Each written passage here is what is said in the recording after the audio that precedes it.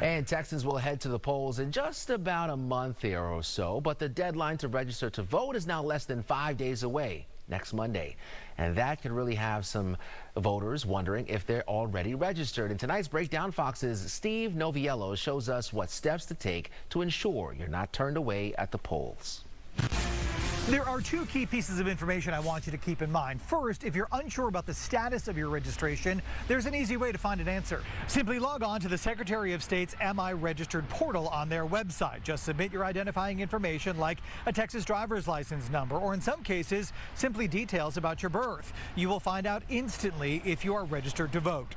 If you're not registered, then the process really becomes all about deadlines. In order to vote in the March 5th primary election, your completed registration has to be postmarked no later than February 5th.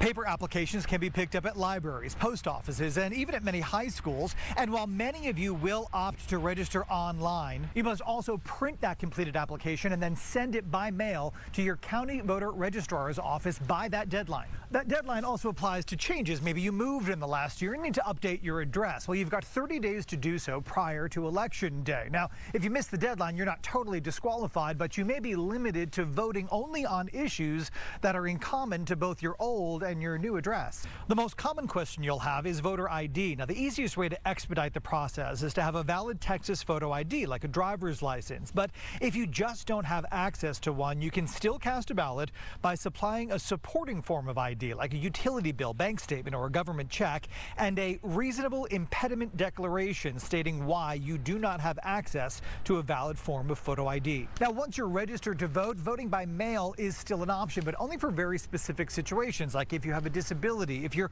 over 65, if you're going to be away from the county on Election Day, or if you have given or are scheduled to give birth within 3 weeks of Election Day. Got more questions? We have answers. A link to the state's FAQ guide, plus a link to check that voter registration right now on our station website.